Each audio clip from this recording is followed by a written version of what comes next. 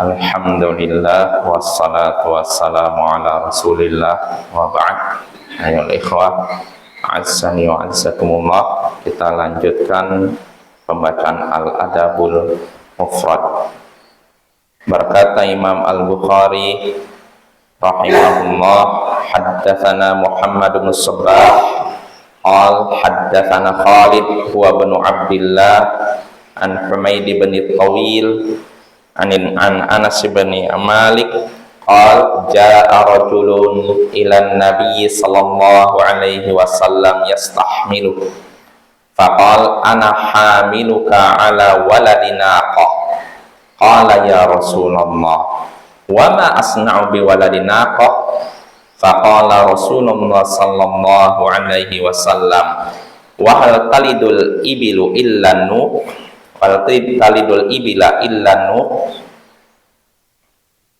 Telah menceritakan kepada kami Muhammad bin Sabbah, ia berkata telah menceritakan kepada kami Khalid, yaitu anak Abdullah, dari Humaid At-Tawil, dari Anas bin Malik, ia berkata datang seseorang kepada Nabi sallallahu alaihi wasallam minta dibonceng, minta dibawa di atas tunggangan.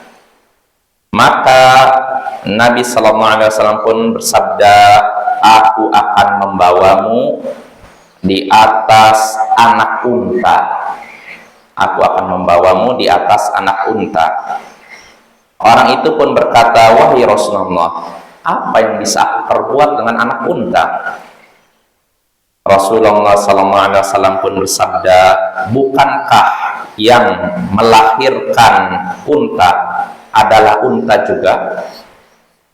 Nah ini Bapak ya, ini hadisnya dari Anas bin Malik. Jadi Anas bin Malik mengabarkan bahwa suatu hari datang seorang kepada Nabi minta dibonceng, minta naik tunggangan. Dia tidak dapat tunggangan dan dia ingin naik tunggangan, ya, naik kendaraan. Maka Nabi bercanda dengan dia dengan berkata, aku akan membawamu di atas anak unta, anak unta. Maka pemuda orang itu pun merasa terkejut, kaget, lalu berkata, wahai Rasulullah, apa yang bisa aku perbuat dengan anak unta? Artinya anak unta tidak bisa ditunggangi, yang saya butuhkan unta, gitu. Maka Rasulullah SAW pun bersabda, bukankah yang melahirkan unta adalah unta juga? Nah ini artinya yang namanya unta ini kan anak dari unta lain. Jadi artinya unta ini anak dari unta lain. Jadi kalau dikatakan anak unta, maksudnya ini dia anak dari unta lain, walaupun untanya dalam keadaan sudah besar, gak mesti kecil. Apapun unta yang kita lihat ini adalah anak dari unta lain. Nah itu maksudnya. Artinya di sini Rasulullah SAW sedang bergurau dengan sahabatnya. Nah insya Allah makna hadis ini jelas. Nah dari hadis ini kita bisa mengambil beberapa pelajaran. Di antaranya pertama, bolehnya meminta kalau memang dibutuhkan. Bolehnya meminta kalau memang dibutuhkan. Contohnya dalam hadis ini, sahabat Nabi ini datang kepada Nabi minta dibonceng, minta dinaikkan ke atas tunggangan kendaraan. Nah ini diperbolehkan. Lalu faedah kedua yang bisa kita petik dari hadis ini juga, disyariatkan menolong orang lain dengan mengajaknya naik ke atas tunggangan. Ya contohnya di sini Nabi Sallallahu Alaihi Wasallam menaikkan sahabat Nabi tadi ke atas unta. Ya itu diperbolehkan. Ini termasuk bentuk tolong-menolong sesama Muslim dan termasuk bentuk baik menyambung hubungan dengan seorang Muslim.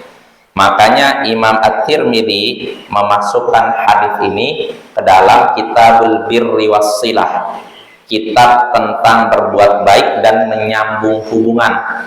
Menyambung hubungan dengan siapa? Dengan sesama Muslim. Artinya salah satu bentuk kita berbuat baik dan menyambung hubungan dengan seorang Muslim yaitu kalau ada muslim yang butuh tunggangan, kita ajak dia naik tunggangan yang kita kendarai. Nah, ini faedah kedua. Dan faedah ketiga, ini terakhir, sesuai dengan judul bab, disyariatkan, diperbolehkan bercanda selama tidak dusta dan tidak berlebihan. Contohnya dalam hadis ini, Nabi bercanda, bergurau dengan sahabatnya, tapi tidak dusta. Aku akan membawamu di atas anak unta.